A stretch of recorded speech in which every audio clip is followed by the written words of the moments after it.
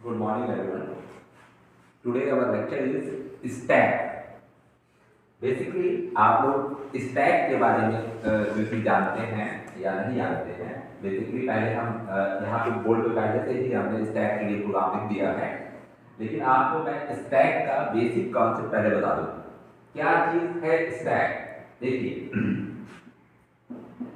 Stack अगर आप इस स्टैक को डिफिनीशन वाइज समझना चाहते हैं तो हमेशा फर्स्ट ही आप इसे ऐसे समझिए कि स्टैक क्या चीज है। जो प्रीवियस लेक्चर में this is a part of data structure, तो स्टैक क्या है इसकी अगर डिफिनीशन कभी डिमांड हो तो आप हमें समझिए कि स्टैक क्या है।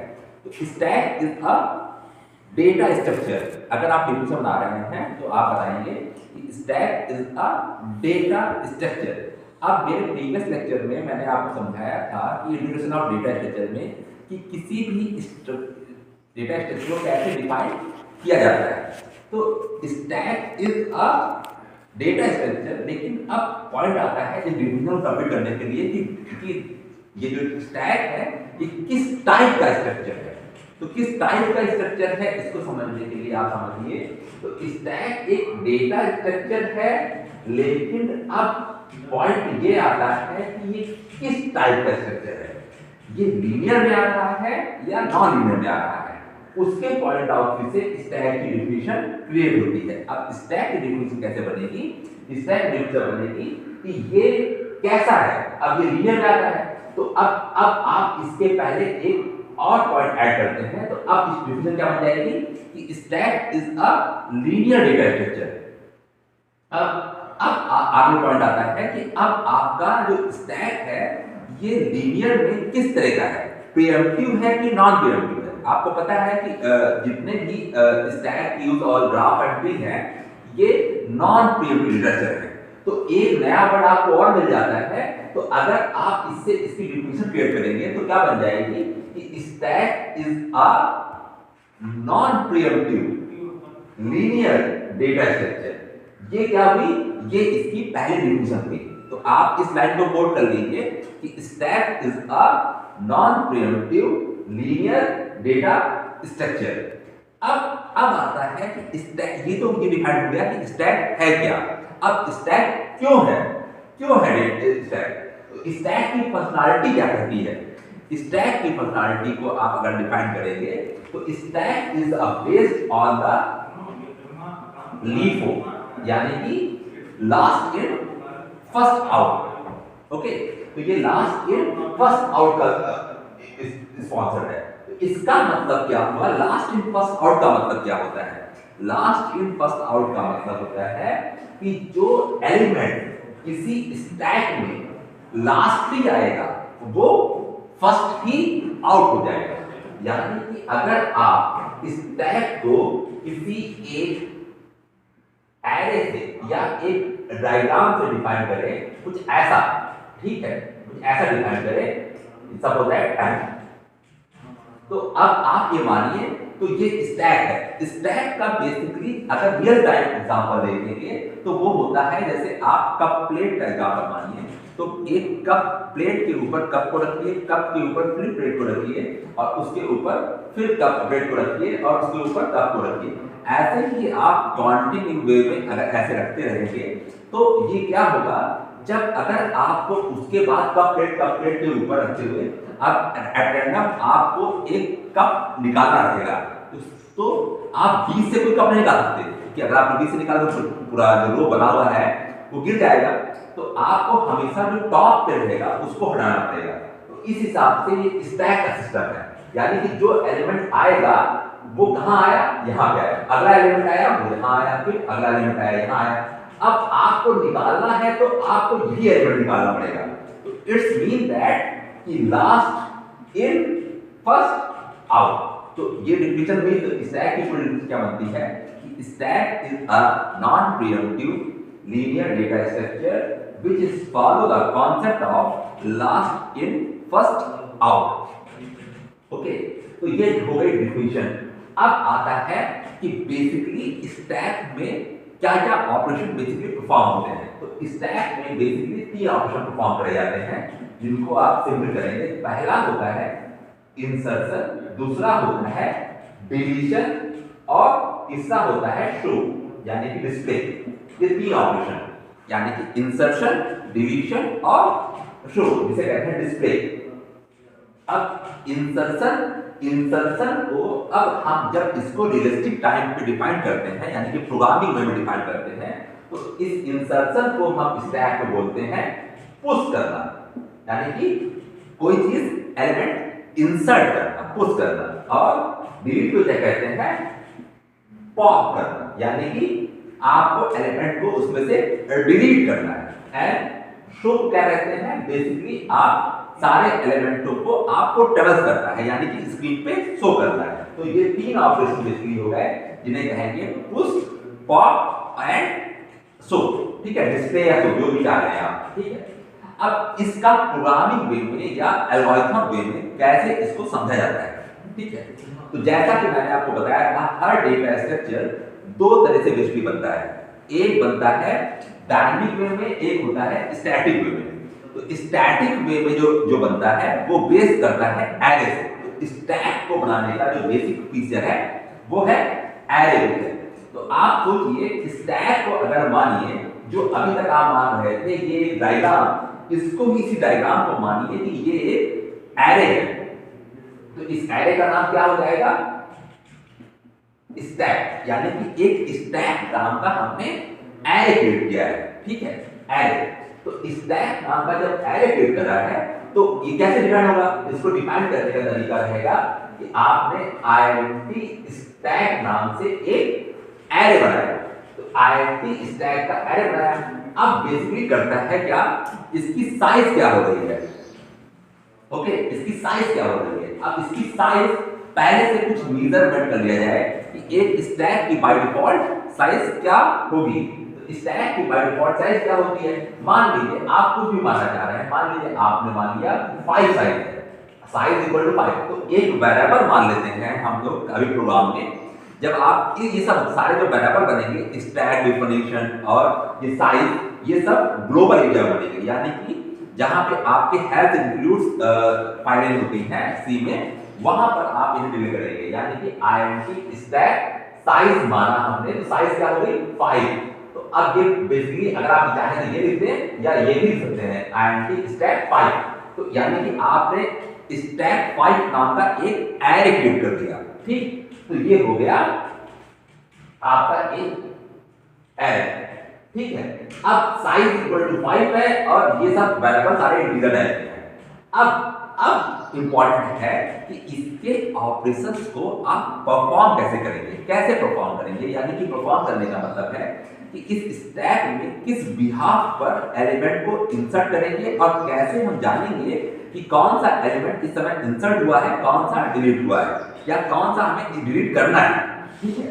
तो बेसिकली अब स्टैक की जो साइज है उस बिहाफ पर अगर आप देखें, ये स्टैक की साइज है, तो इसको आइडेंटिफाई करने के लिए कि किस लोकेशन पे इस समय आपका एलिमेंट है, उसके लिए एक काउंटर वेरिएबल बनाते हैं जिसको कहते हैं टॉप। अगर टॉप एक क्या है, टॉप एक सिर्फ एक वेरिएबल है जिससे हम स्टैक को पॉइंट करेंगे कि इस टाइम पे करंट एलिमेंट कौन सा है, ठीक है। इस समय जैसे मान लीजिए ये क्या है, अगर स्टैक 5 बना तो ये 0 नंबर होगा, स्टैक 0 वेरिएबल होगा, ये स्टैक 1 वेरिएबल होगा, ये स्टैक 2 वेरिएबल होगा, ये 3 होगा, ये स्टैक 4 वेरिएबल होगा। ये क्या हो गए, ये स्टैक 5 जो एरे बना है उसके वेरिएबलों के नाम है ना, stack 0, stack 1, stack 2, stack 3, stack 4। तो ये टोटल वेरिएबल के नाम है। अब पॉइंट आता है कि जिस टाइम पे कोई एलिमेंट इसमें नहीं होगा तो उस टाइम पर टॉप किसको पॉइंट करे, तो उस जिस समय पे स्टैक में कुछ नहीं होगा तो उस समय पे हमें तभी से पॉइंट कराना है टॉप को। इसलिए हम लोग पहली बार में ही टॉप को -1 असाइन करते हैं। -1 क्यों असाइन करते हैं, ताकि जब अगला पहला एलिमेंट इसमें इंसर्ट हो तो उस समय पे हम लोग टॉप को एक प्लस कर टॉप को 0 पे ला पाए, तो क्या होगा, वो इस एलिमेंट को पॉइंट करने लगेगा।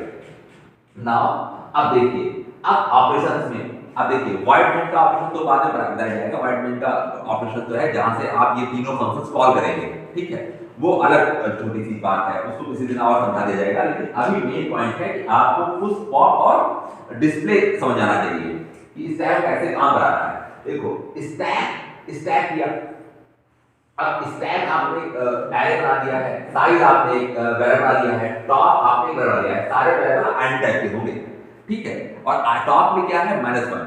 अब मानिए कि आपने पहली बार वाइड मेन से आपने एक फंक्शन कॉल किया, यूजर ने कॉल किया कि आपको एलिमेंट को इंसर्ट करना है, यानी क्या करना है, पुश करना है। तो पहला फंक्शन क्या बनता है, वाइड पुश, ठीक है।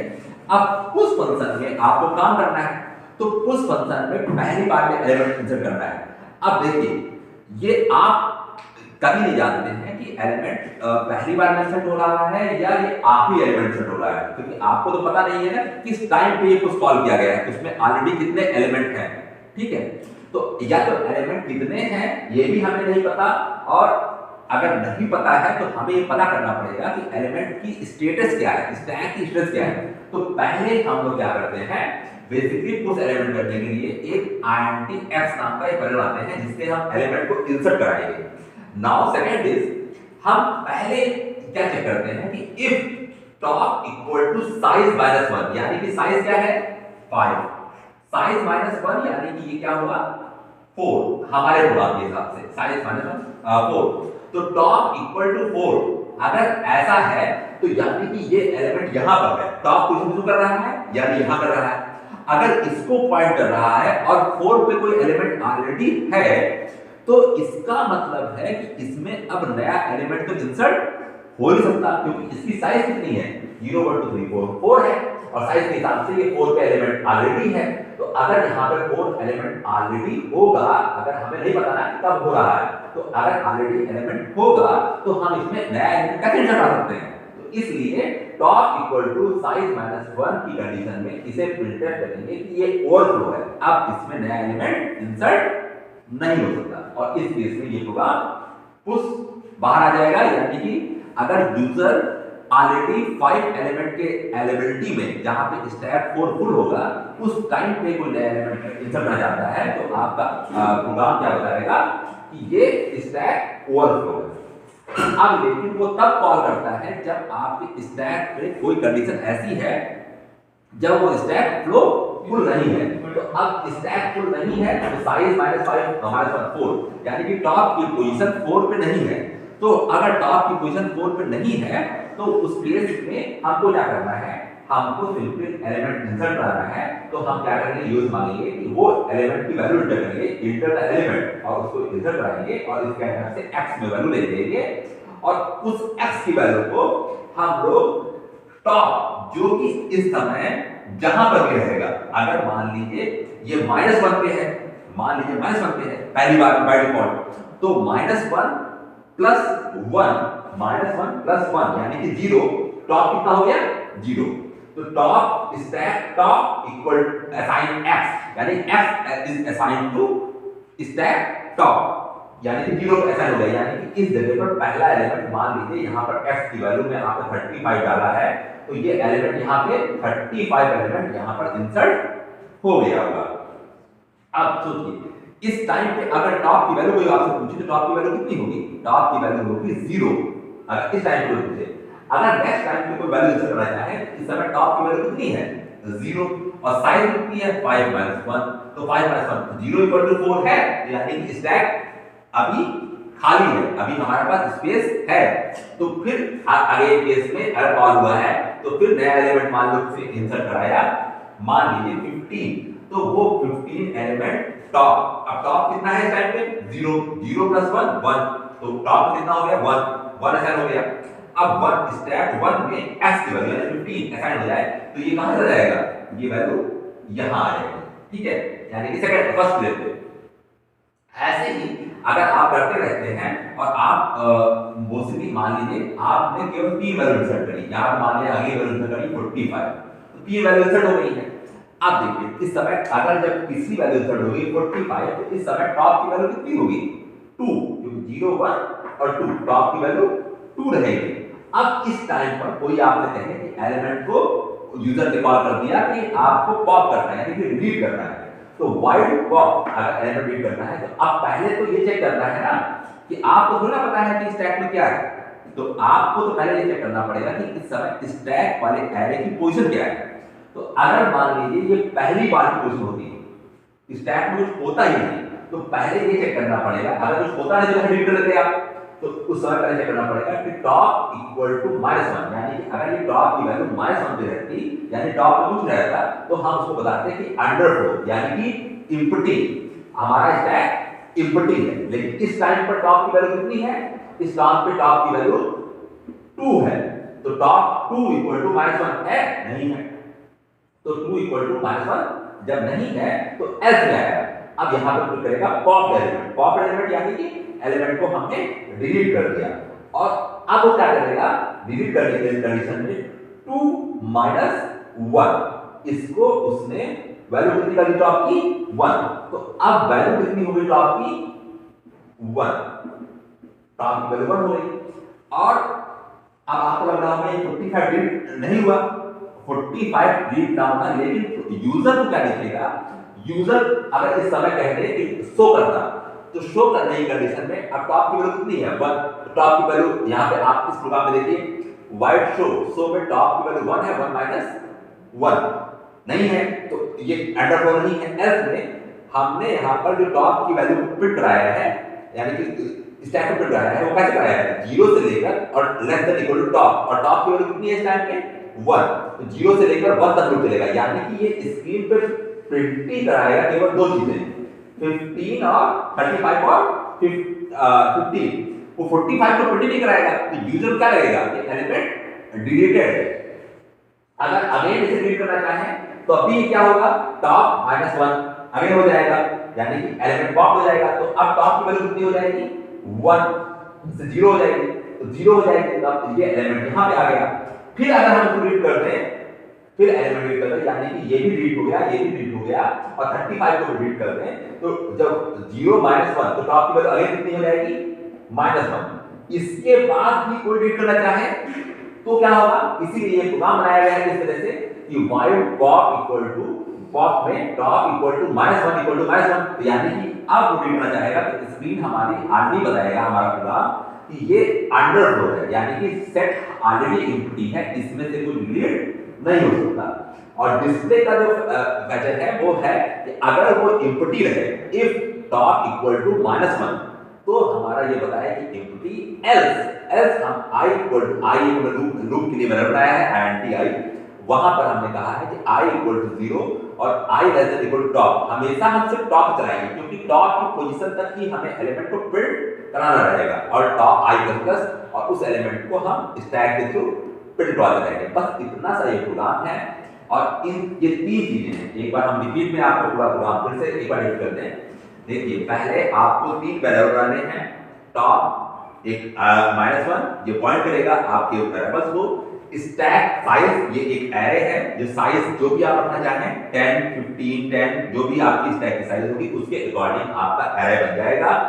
फिर आप एक वाइड मेन का एक फंक्शन बनाएंगे जिसके अंदर आप वाइड लूप में अनडिफाइंड लूप में 3 फंक्शन को स्विच केस से कॉल करेंगे, wide push pop and display को, और उनको एक नॉन डिफाइंड फंक्शन रखेंगे जहां पे एक एग्री कंसेप्ट लगा देंगे कि आप चाहते हैं कि जब कोई प्रेस करे ई स्विच केस में ई, तो वो फंक्शन एग्री फंक्शन लगाएंगे, वहां पे एग्री के थ्रू आप उसको हटा देंगे, अदरवाइज तीनों फंक्शन को आप राउंड ट्रिप कॉल करते रहेंगे, ठीक है।